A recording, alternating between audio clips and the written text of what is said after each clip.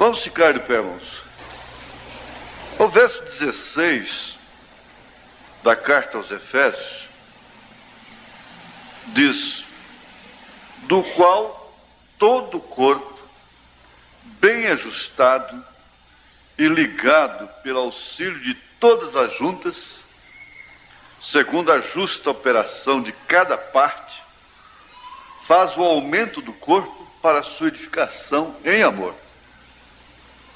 Grande Deus, Pai amado, nós te damos graças, porque podemos ainda nos levantarmos e lermos a tua palavra, ainda podemos cantar, ainda podemos orar, ainda podemos decidir. Ajuda-nos, ó Pai, nesse instante da nossa vida. Nós teríamos que dizer que é o momento mais crítico que o corpo de Cristo tem vivido na terra, em todos os tempos. Isso não é aqui em Goiânia, não é aqui no Brasil só, mas é em toda a terra. Hoje ele é o corpo mais enfermo que existe. É o único que sabe que realmente está errado quando erra.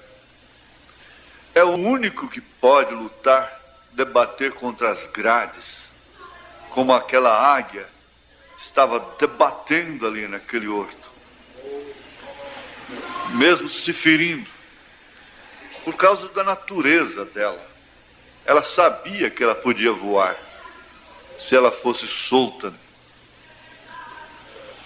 E Paulo chegou a escrever: eu, o preso do Senhor. Nós te pedimos que nos dê a graça, Senhor, de sentirmos a tua presença aqui,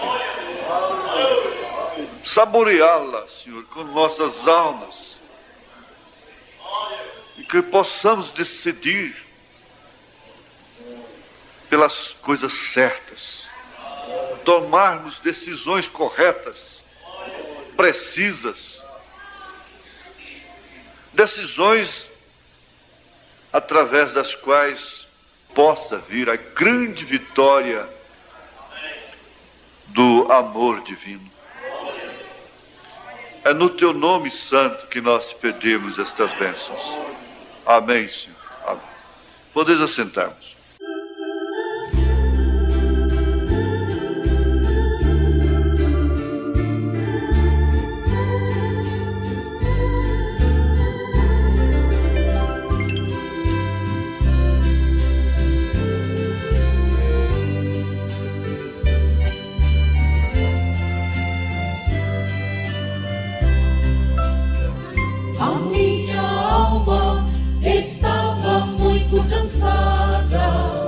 Quando estava lá no mundo de aflição, não tinha paz, era cego e desprezível, e muito triste era o meu coração. Andei demais a procurar felicidade e não achei um caminho ideal. Eu não sabia que Jesus era o caminho e nele havia um amor celestial. Agora eu engrandeço este nome, quem é Jesus, aquele que me salvou. Estou feliz e vou segui-lo eternamente. Somente Ele lá do mundo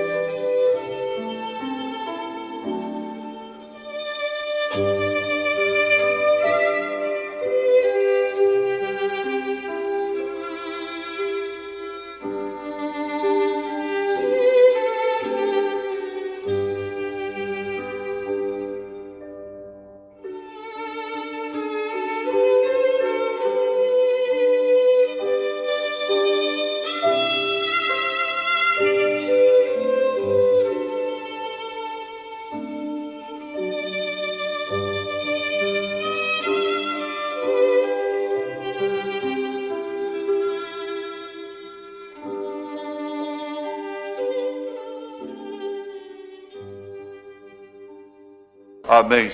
Amém. Nós dependemos em tudo de uma bússola, de um Deus.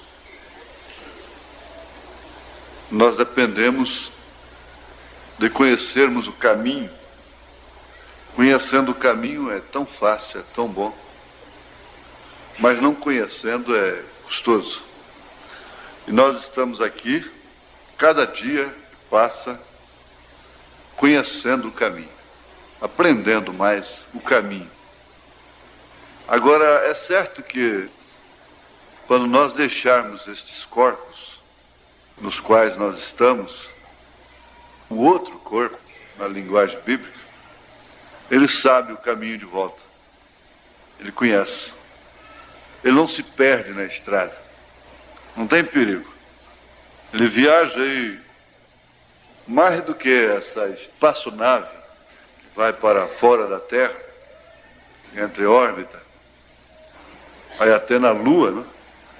Esse corpo não tem velocidade. Não existe velocidade para ele.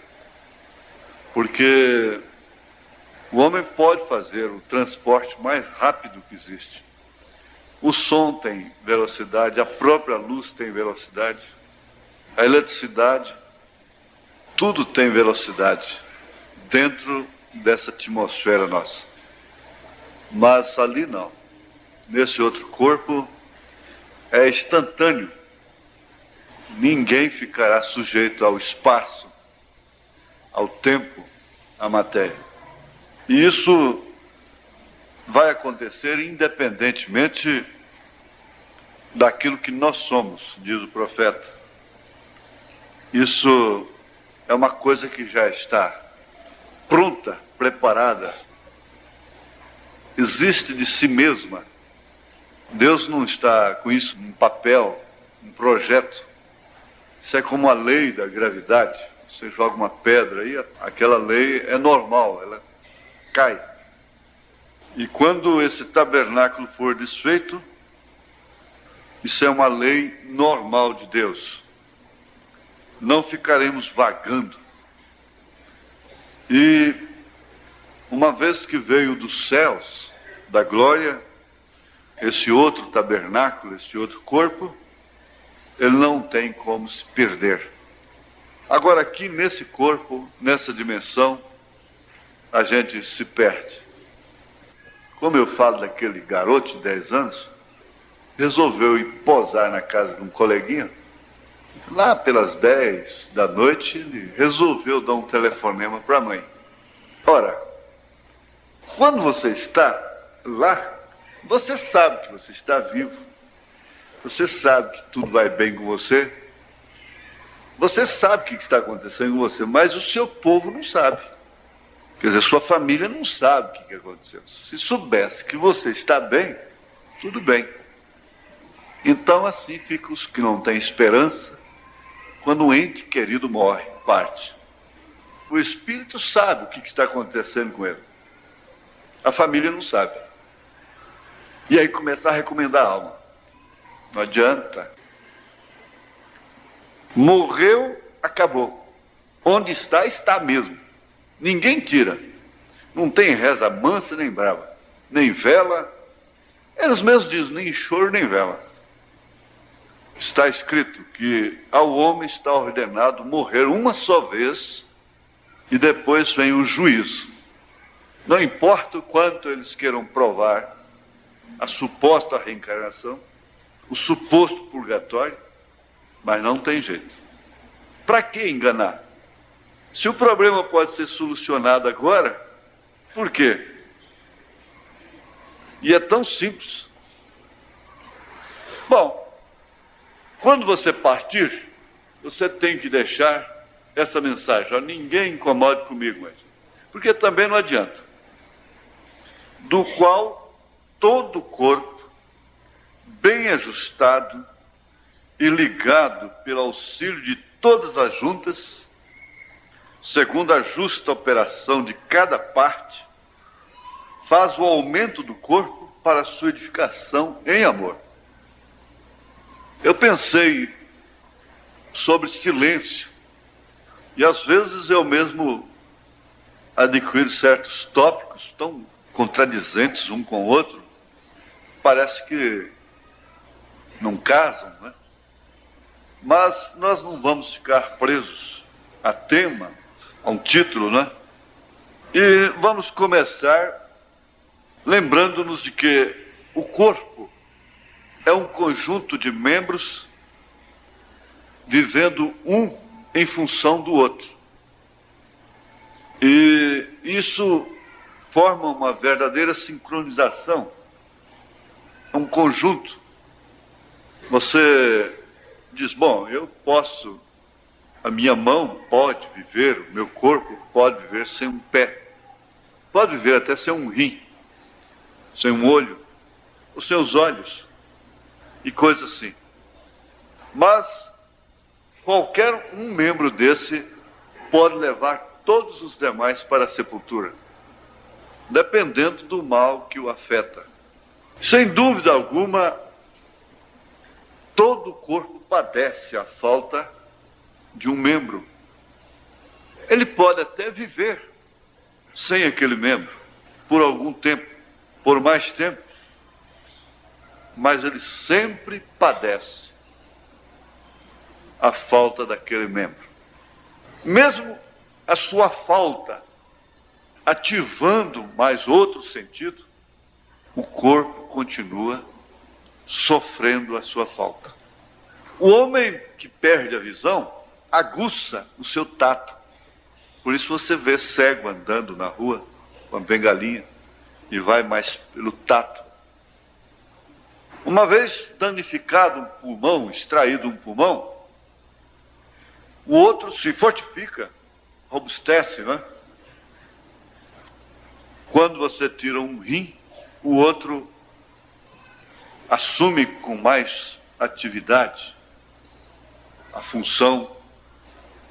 Ele corresponde com a falta do outro. Mas, de todos os modos, o corpo sofre a falta. Porque, para começar, houve uma morte parcial daquele corpo. Aquela mão que foi amputada, ou braço, ou perna, morreu. Aquele rim morreu. E ele está aguardando, tanto quanto um corpo completo aguarda, quando morre, a ressurreição. Ele simplesmente teve uma morte precoce, ele morreu antes do restante do corpo. Porque o homem tem que ter a morte cardíaca, cerebral, paralisar todo o seu sistema sanguíneo, para então ser sepultado definitivamente, como uma morte total. Mas com tudo isso você sabe, Jesus disse que nem mesmo um fio de cabelo. Você pode perder todo o seu cabelo, mas nem um fio dele se perderá. Porque ele faz parte do seu corpo. Agora, isso seria um reencontro, alegria do reencontro, mas essa separação, sem dúvida alguma, operou através de um silêncio. Houve um silêncio. E você sabe que quando a pessoa se silencia, você chama, ela não responde. Você sacode, ela não responde. Você então toma seu pulso, põe o ouvido no seu peito e não quer concordar. Não aceita por dentro, mas constata que é fato. Está morta, silenciou-se, não fala mais. Haverá um silêncio. Por quanto tempo, não sei. Por quanto tempo, não sabemos.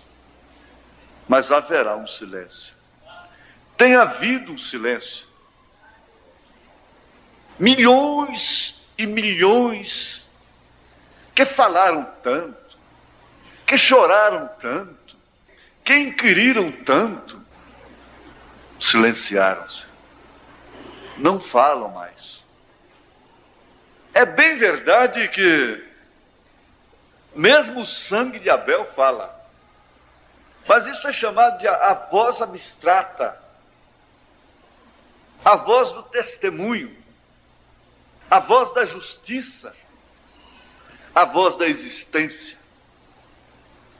Mas esta voz audível da mãe que está dizendo: filha, não é assim, é assim. Filho, não é assim, é assim. Esta voz silencia. Aquele pai que estava dizendo: não, não faça, não. Ou então faça isto, procure isto, faça aquilo. De repente, não fala mais, silencia-se. Não há mais, não existe mais. Agora fica somente na lembrança. A minha mãe, com a experiência, ela nunca teve mágoa, não teve dor no coração, ódio no coração, reserva. Mas ela aprendeu a ocupar o seu lugar. Ela teve experiência. O profeta diz uma coisa que ela não está sendo muito lembrada. Ele diz assim, que se Abraão não se separasse da sua parentela, o nível de fé dele não passaria do mesmo nível que eles tinham. Porque Jesus vem e diz que o maior inimigo do homem seria seus próprios familiares. E minha mãe me deu um conselho. Meu filho, assim, em outras palavras, porque eu não posso lembrar ao pé da letra, não te metas com nossa família. Tenha paz. Tudo bem, mas fique de longe. Seja separado. Minha mãe morreu. O primeiro passo que eu fiz foi uma sociedade com família, num caminhão. Eu me lembro que eu vinha de São Paulo com um caminhão carregado de gás e um pneu estourou aí na divisa de São Paulo com Minas, no Rio Grande, já perto de Uberaba. E eu estava numa situação que só caminhoneiro fica, mais ninguém, só caminhoneiro. Me assentei no barranco, a ferragem do caminhão com aquele sol quente estalando, o gás estava assim, ó. Aí de repente a minha mãe falou, mas fala é a voz da memória. Ela veio a mim na memória, eu pude vê-la com seu dedo apontado para mim, dizendo: meu filho, eu chorando. Ela disse: meu filho, quantas vezes eu te falei, não te mistures, saia do meio deles. Por que você quer sempre se enredar? É a voz da memória, não é? Ela me falou realmente aquilo um dia. Então a memória vem e reprisa aquilo. Se pudesse filmar, gravar o seu pensamento, então sairia aquela cena exatamente. Seu pensamento está falando alto.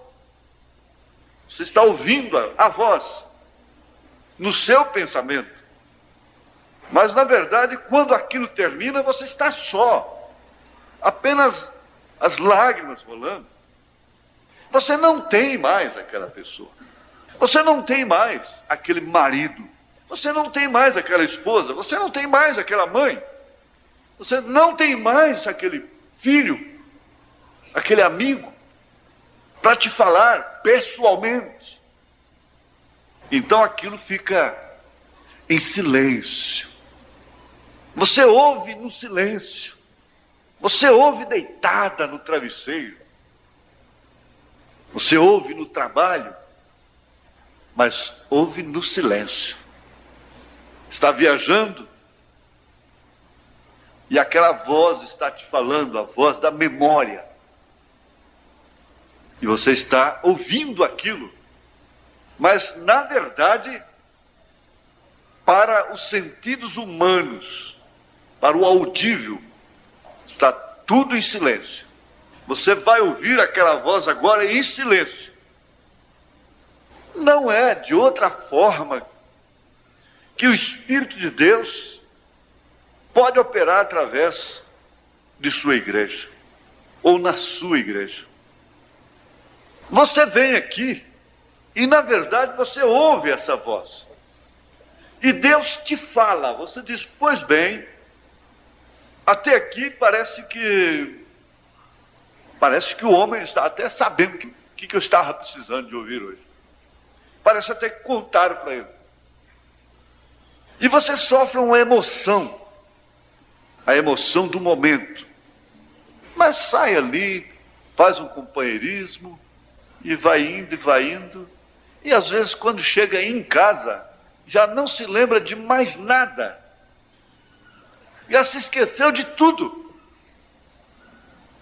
Mas você vai notar uma coisa, que às vezes você deita, ora, faz a sua oração, e deita, e repousa, e relaxa seu corpo. Aí de repente, começa a ouvir novamente. E aí você vai revivendo, sinal de que aquela voz ficou gravada na sua memória. Ela ficou no seu coração. E então aquilo começa a reviver. E você vai ligando melhor uma coisa com outra, que aliás é a característica da ovelha, do ruminante. O crente, filho de Deus, é um ruminante.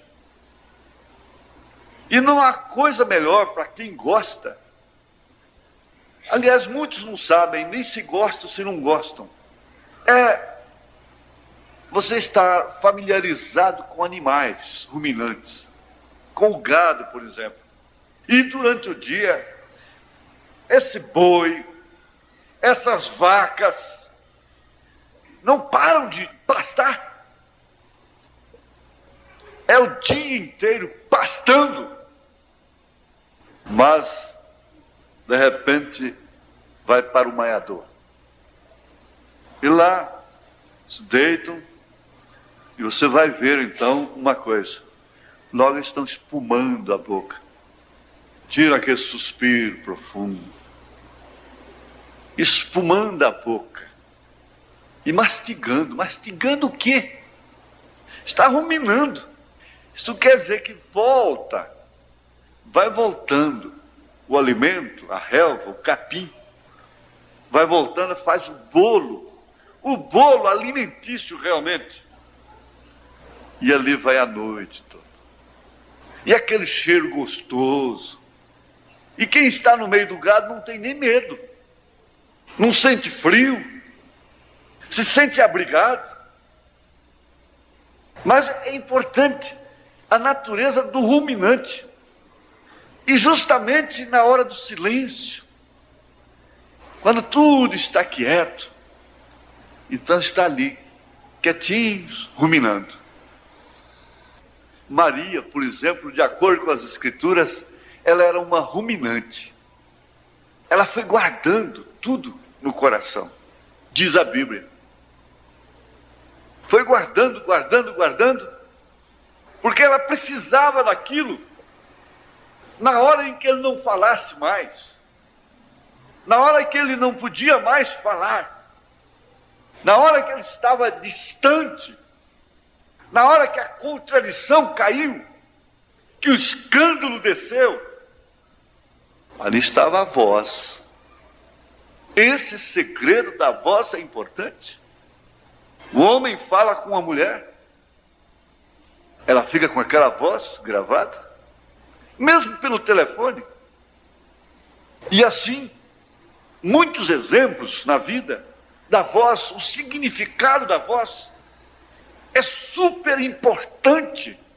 Nós não podemos enfatizar o suficiente o significado da voz, porque a voz, ela toma mais sentido realmente na hora do silêncio.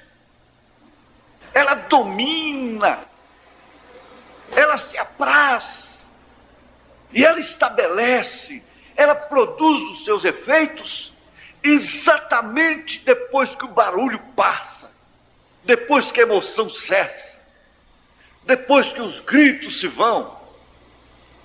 Então cai o silêncio. Aí então é hora da voz valer, falar. No silêncio. A voz que fala no silêncio é a voz que domina, é a voz que determina. Enquanto a filha, o filho, a esposa, o marido, seja quem for, estão agindo somente pelo que ouve da mãe, pelo que ouve do outro, pelo que ouve da autoridade, daquele que é superior a si, isso aí forma a parte legal. Isso aí é a parte legal da vida. Mas quando aquela voz faz realmente o seu trabalho por dentro, é difícil. Aí muda tudo, muda completamente o quadro.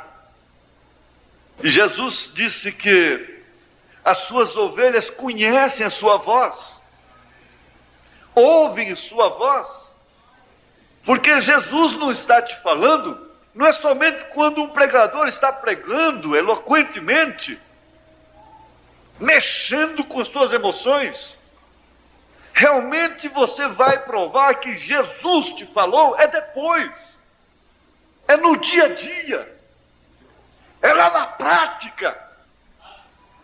E tem uma coisa, ele só faz isso no silêncio.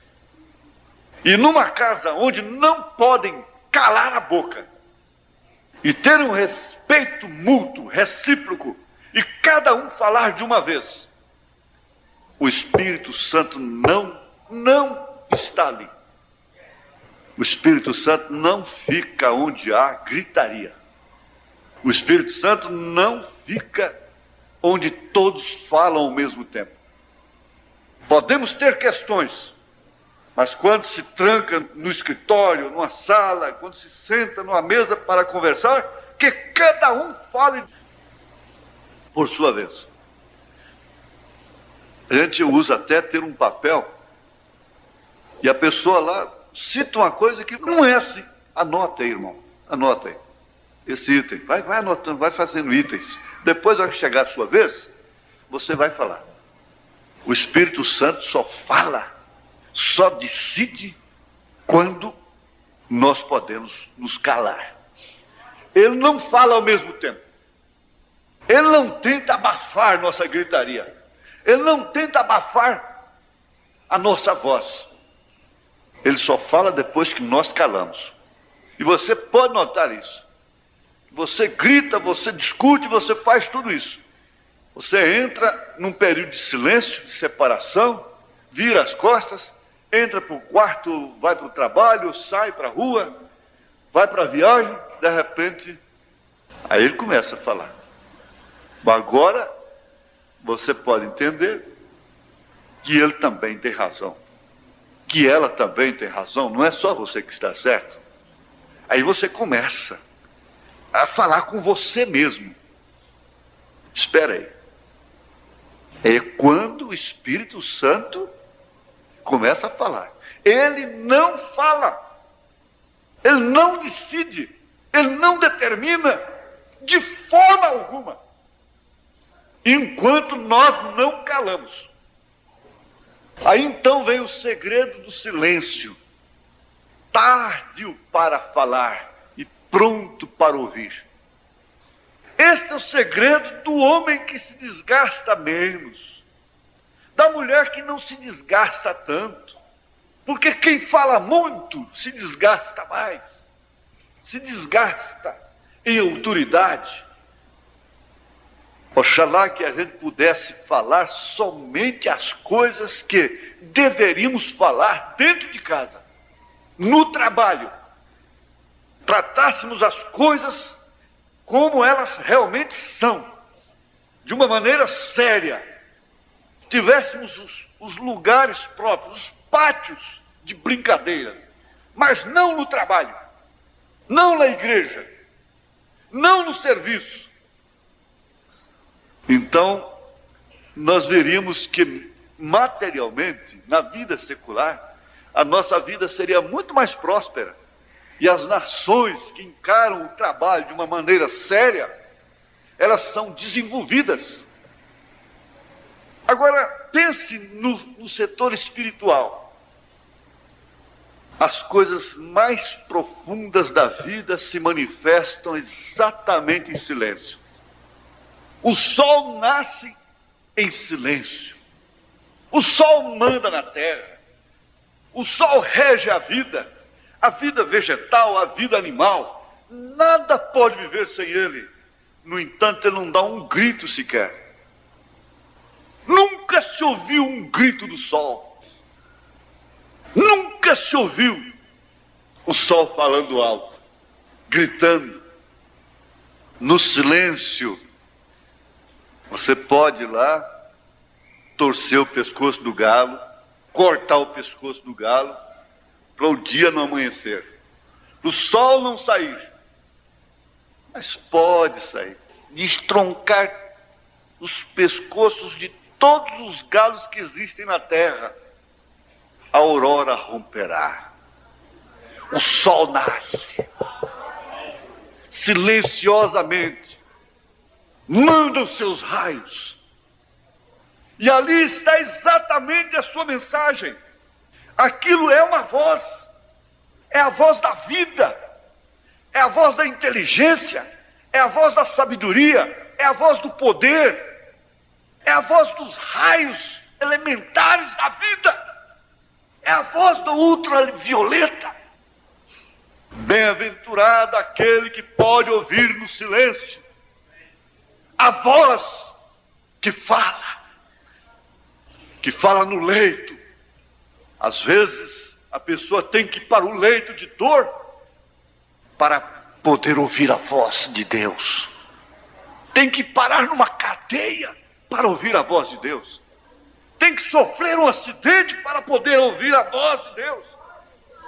Deus não pode falar porque não tem tempo, porque não posso ouvi-lo, porque eu estou cheio de vozes. Já quase não posso distinguir mais qual é a sua voz. Num século em que há milhares e milhares de vozes no mundo religioso, ventos de doutrinas, confusão religiosa, quem pode conhecer a mensagem, a voz verdadeira, senão os eleitos filhos de Deus? Você passa uma noite no mato, uma noite escura no mato.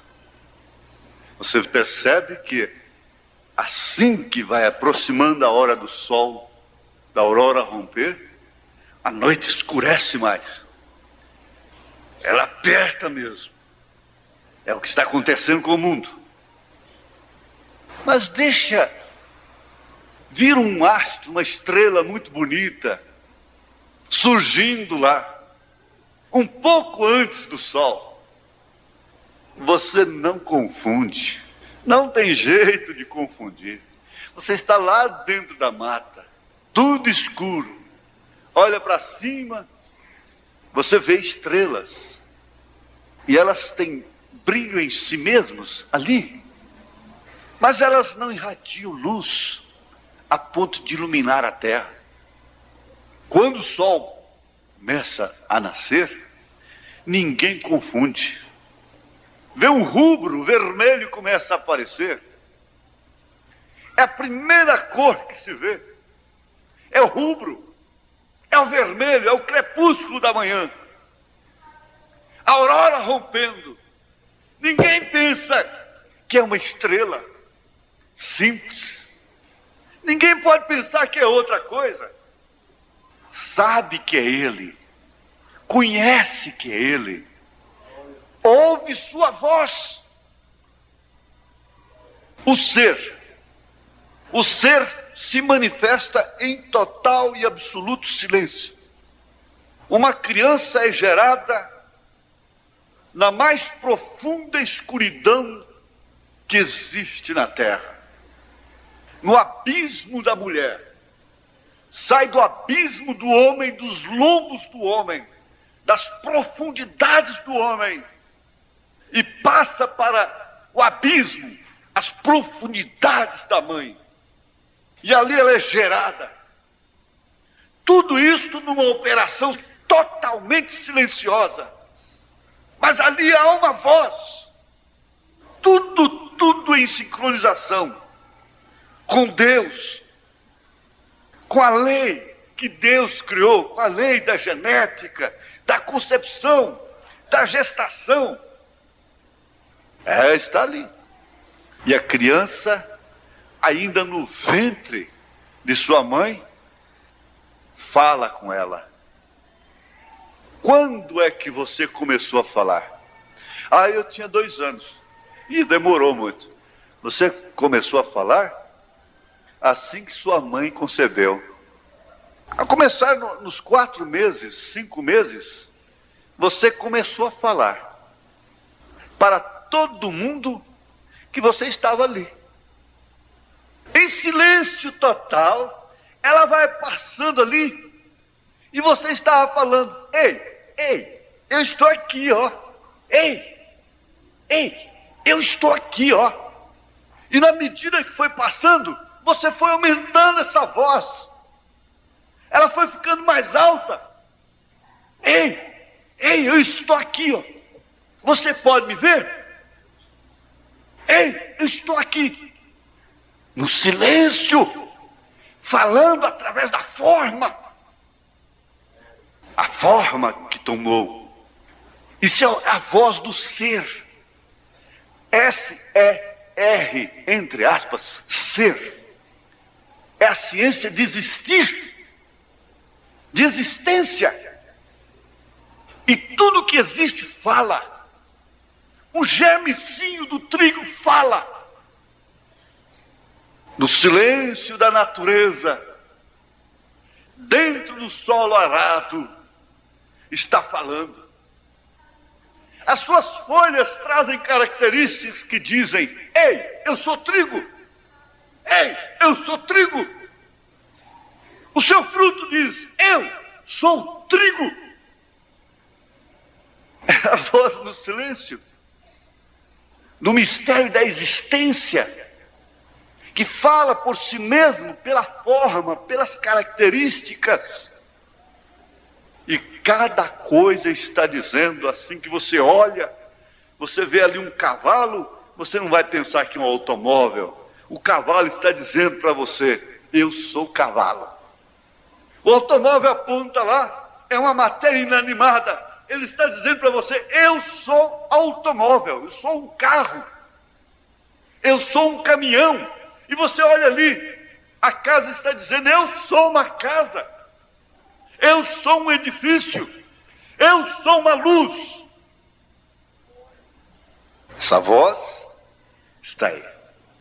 O ser se manifesta em silêncio e carrega em si a forma irreversível de ser, de existir.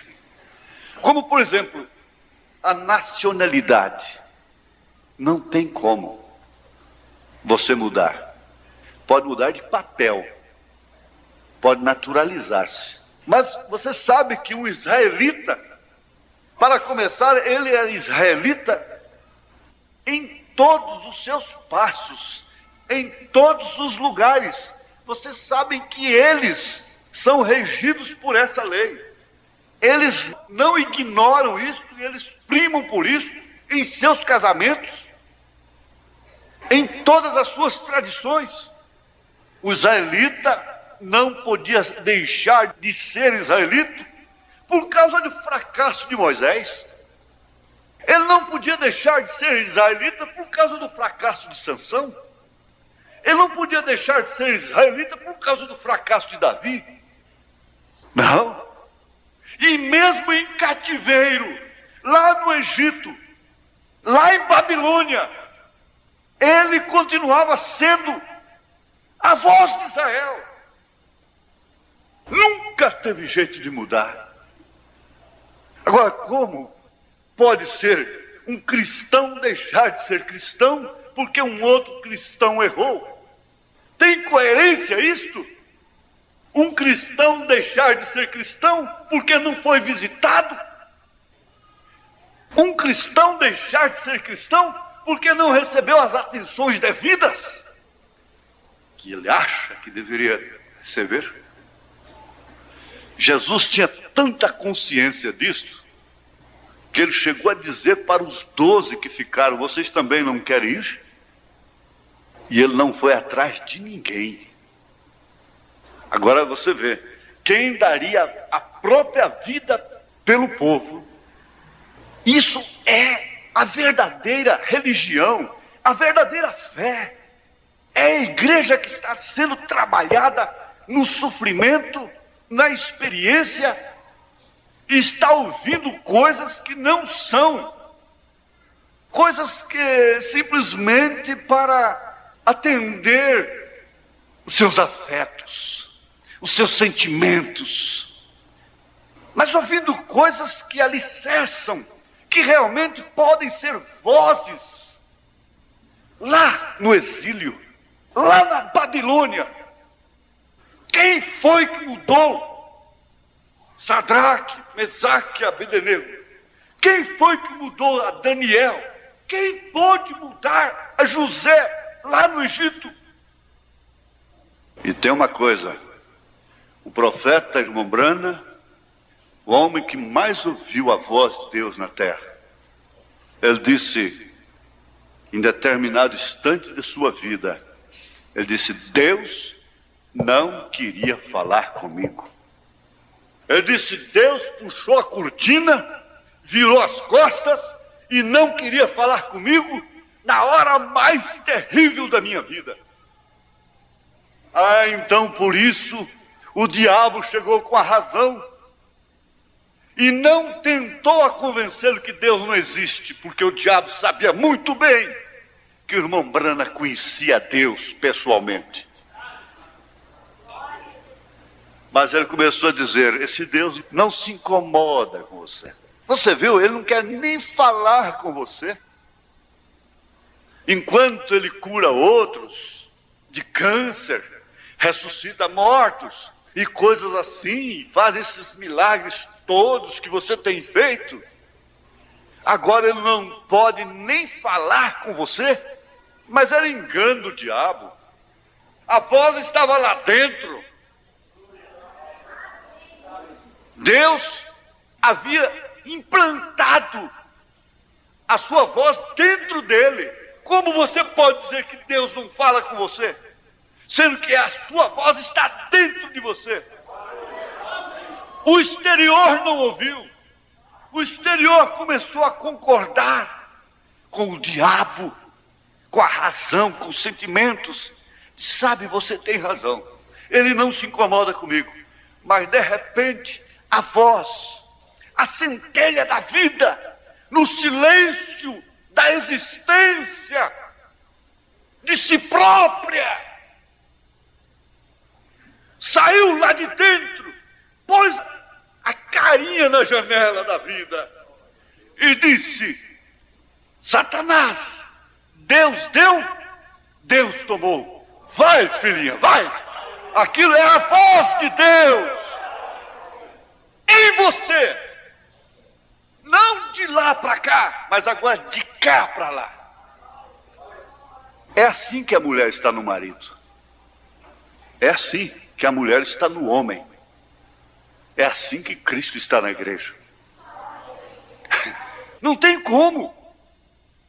Nós não somos crentes fabricados na emoção. Nós estamos numa batalha. Nós temos de encarar leões, Nós estamos na pior era que já existiu no mundo. O filho pródigo tinha, no silêncio de sua infortúnia, de sua desgraça, ele tinha a voz do pai. O sangue é a voz. O sangue de Abel que fala. Ele tinha a voz do pai. Sujo, perambulante, faminto, desprezado, exalando mau cheiro, tinha a voz do pai dentro dele. Tinha o sangue que falava. E por fim, designou, determinou, decidiu por si mesmo, dizendo: levantar-me-ei e irei ter com meu pai, e dir-lhe-ei: pai, pequei. Pai, o que é isto? Ora, se você diz pai, como espera ser tratado como um jornaleiro? Se você vem e diz pai, essa voz não é sua, essa voz é dele próprio, é o seu sangue. E os filhos de Deus são conhecidos por ele. A etiqueta está aí, é a qualidade do sangue, é a característica do sangue, é a confiança natural da existência, que existe por si mesmo. Eu não tenho como negar que meu pai é meu pai. Eu não tenho como invalidar. Eu não tenho como dizer: esse não é meu filho. Você que é pai, não tem como. Você pode deserdar um filho, você pode deserdá-lo, mas nunca pode negar a sua paternidade. Nunca. Essa voz é que diz: Abba, pai. Abba, pai. Abba, pai. É a voz da existência, do ser. É como ele é, nós seremos. Está sim, é certo, porque ele existe de si próprio. Essa é uma realidade. O mundo está enganado. O mundo religioso está enganado. Porque a arma principal do diabo para essa era é o engano. E tem uma coisa: os crentes revelados, realmente revelados. Revelados não são aqueles que dizem: o William Branham é profeta, e até briga por causa dele. Revelado não quer dizer que porque foi batizado em nome do Senhor Jesus Cristo. Revelado não quer dizer somente porque não crê em 3 pessoas distintas. Não, não quer dizer somente isso, não. Revelado é aquele que diz: para onde iremos nós? Para onde irei eu? Só de ti procede palavras de vida eterna. Nós estamos descansados nisto, que ele nos trouxe toda a verdade e nos ensinou que ser filhos de Deus não é somente cuidar de vestidos, de cabelos. Isto a ciência cristã pode fazer. Ser filhos de Deus é trazer essa voz, é a voz do sangue, é a voz do silêncio. É quando Deus fala naturalmente, é naturalmente, longe do seu marido, longe de seu pai, longe de sua mãe. Você tem aquela voz dentro de você. Cada moça deve ter a sua própria voz dentro de si. Nem a mãe, nem o pai, nem quem quer que seja pode obrigá-la. A Constituição brasileira não obriga. Se um regimento escolar obriga, a Constituição não obriga. Respeita a fé. Você deve carregar a sua voz, a sua própria determinação. Consulte a voz que você tem lá dentro. Lá no silêncio da sua vida, Você conhece aqueles momentos de silêncio? Que você não fala com ninguém? Que você não tem uma voz no telefone? De uma amiga? De um amigo? Quem foi que falou lá dentro do calabouço com José no Egito? Quem foi que o levou a tomar tal posição lá no palácio? Você carrega isto. Você não se sente no prejuízo quando todos falharem. E você vai lamentar porque ouviu uma voz que há dentro de você? Você vai se queixar? Você vai se escandalizar? Você vai deixar de ser israelita? Deixar de ser cristão? Não há como. Aqui, em Números 17, verso 7 e 8, está escrito: E Moisés pôs estas varas perante o Senhor na tenda do testemunho. Sucedeu, pois, que no dia seguinte Moisés entrou na tenda do testemunho, e eis que a vara de Arão, pela casa de Levi, florescia, porque produzira flores, e brotara renovos, e dera amêndoas. A vara, no silêncio da madrugada, poeticamente o profeta fala sobre isso.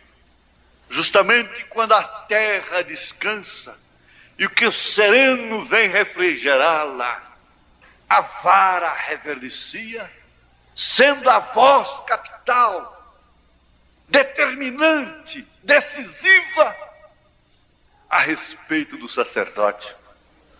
Oxalá que todos os ministérios fossem aprovados por esta voz. A voz do silêncio é que capacita a enfrentar o inferno,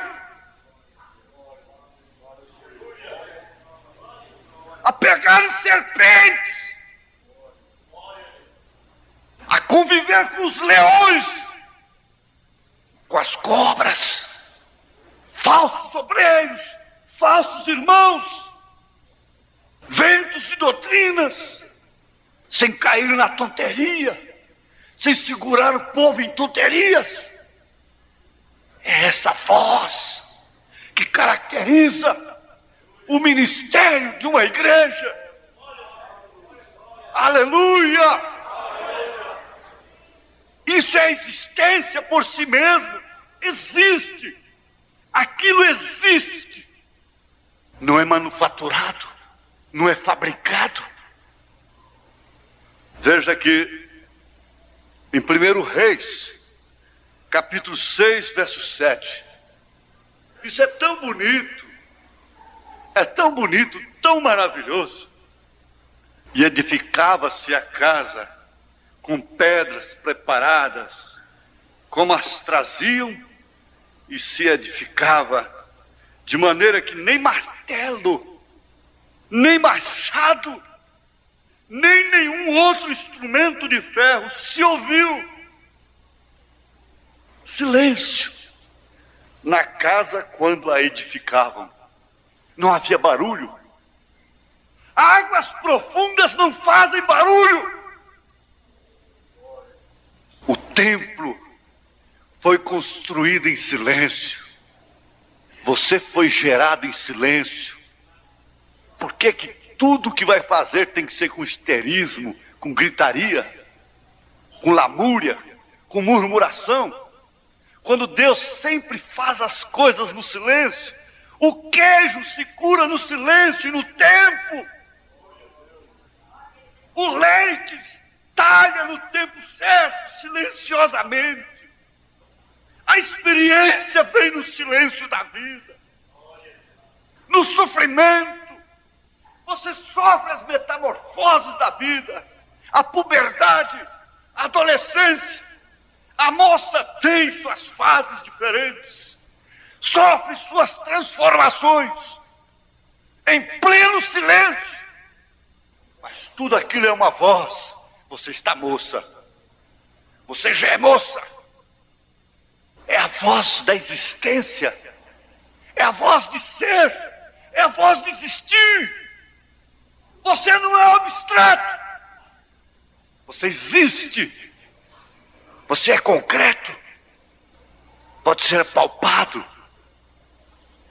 Coisas palpáveis são tangidas pelas palpáveis.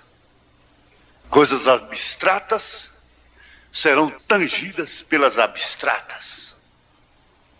Amor corresponde a amor. É voz. É voz do esconderijo. Naquele esconderijo que tem um eco, que forma uma melodia, que inspira uma poesia e que produz os mais belos hinos e as mais reais e verdadeiras cenas de amor, que são as atitudes da vida no dia a dia, na consideração mútua de um para com o outro, no tratamento pessoal, na maneira de se falar, na maneira de agir, na maneira de se portar. Voz. Ela tinha uma voz dentro de si, que diz: se eu tocar na orla do seu vestido, serei curada. Aquilo não era uma sugestão, era uma voz. E quando ela tocou, outra voz respondeu. E o sangue estancou na hora. Ela não foi curada depois que Jesus falou, que ela ouviu a voz audível de Jesus. Ela foi curada justamente na hora que sua voz fez contato. Aquela mulher é uma voz que fala até hoje. Amém? Você é a voz da sua casa, na gritaria ou no silêncio? No silêncio da mulher do presunto. A construção do templo não tem barulho, nem martelo, nem serrote, nem machado, nem coisa alguma emitiu som, mas lá ficou uma voz. E a construção do templo quer dizer justamente a construção da igreja de Cristo, do seu corpo. Não é por pancada, não é por violência, mas é uma obra no silêncio, como você foi gerado. Fiquemos de pé. Se a doença vem sem voz, sem alarde, às vezes em silêncio, e logo ela fala através de suas manifestações, das dores, mas também a saúde vem no silêncio. Vem saúde a hora que você entra aqui. Vem saúde. A saúde está com você. A vida abundante está com você. E nós podemos viver todos os dias da nossa vida aqui sadios. Não é porque eu tenho uma dor aqui que eu sou doente. Eu não sou doente. Você não é doente. Pode ver que você tem essa voz dentro de você. A voz de que Ele levou sobre si as nossas enfermidades. Que Ele carregou sobre si os nossos pecados. Não é aquela voz do menino assoviando dentro do cemitério para dizer que não estava com medo, mas na verdade estava com medo. Não é aquela citação do sangue de Jesus Cristo como medo do diabo, como medo da praga, da feitiçaria. Não, nem precisa falar. Essa voz está dentro. Você sabe que o abstrato, ele pode perceber, ouvir o abstrato, a reação do subjetivo, daquilo que é escondido, pode ser percebido pelo subjetivo, pelo que está escondido do outro lado. Então isso está dentro de você. Você carrega saúde. Você pode sofrer do coração. Paulo chegou a dizer: eu prefiro partir por estar com Cristo, porque isto é muito melhor. Mas por amor de vós eu vou ficar mais um tempo. Aleluia! Faça uso de sua saúde. Faça uso. Não é como uma sugestão. Nós estamos na hora de vivermos os benefícios da mensagem, porque você sabe, quando o mundo está gritando aí para expulsar um demônio, quando o mundo está fazendo uma gritaria para curar um doente, os eleitos estão lá na frente, eles já estão bem diferentes, eles estão recebendo a coisa de uma forma muito mais aperfeiçoada. Aleluia! Glória a Deus! Senhor Deus, eu sei que isto não é de mim próprio. Eu sei que isto vem do Senhor. Eu sei que esta voz está dentro de cada um. Todos quantos têm ouvido esta mensagem, aleluia, Senhor, sabem que o menino que estava morto no ventre de Isabel ouviu a voz de Maria, da sua saudação. Como penetrou ali dentro? Foi o eco da voz pessoal? Não, foi o poder, foi a voz da existência, da vida. Em nome de Jesus Cristo, ó Pai, leva o teu povo a este grau de fé. Fé na contradição, fé na decepção, fé quando tudo está dizendo não. Não pode, não é assim. Mas agora está dito, sim, é Jesus mesmo. Ele está em você, Ele está aqui, Ele está em sua palavra. Em nome de Jesus Cristo, toma a sua fé e viva por ela. Em nome de Jesus Cristo, amém, Senhor, amém, aleluia, aleluia. Você é um pregador do Evangelho também, e você está aqui por uma boa causa. Você não está doente, você está em necessidade e você quer um avivamento pentecostal para começar em sua igreja. Todos nós queremos isso. Vamos todos ficar de pé por um avivamento pentecostal. Deus Todo-Poderoso que criou os céus e a terra, eu peço que todos os poderes dos demônios neste recinto sejam quebrados. O poder de Jesus Cristo seja manifesto, Senhor. Nós não estamos derrotados. Satanás, eu te ordeno no nome do Senhor Jesus Cristo, sai deste povo. Ponham-se de pé, vocês aleijados nas cadeiras de rodas. Deem glória a Ele, todos vocês.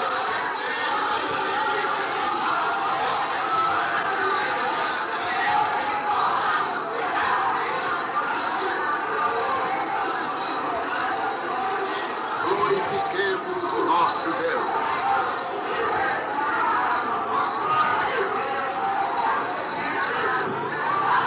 Aleluia.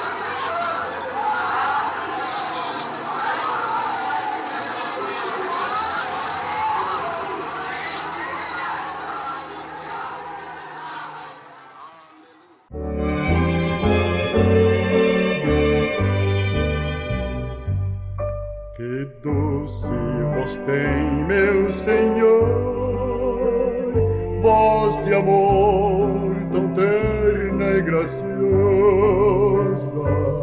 que enche o coração da consolação que só o crente goza. Qual maior prazer que lhe ouvir dizer: venha, filho, vem escutar o que eu fiz por ti, tudo que sofri na cruz pra te resgatar. Jesus com voz meiga chamar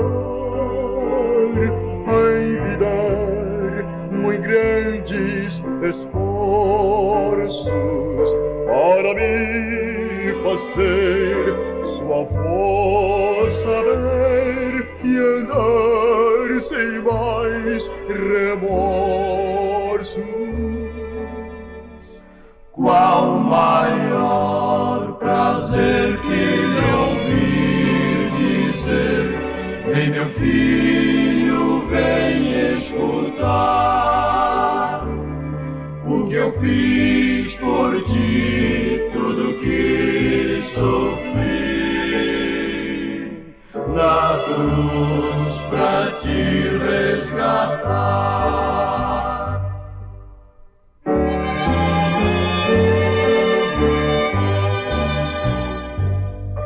Jesus me não deixa sofrer, sua voz me ensina o caminho e vencer o mal com brandura tal que nunca estou sozinho. Qual maior prazer que lhe ouvir dizer: vem meu filho, vem escutar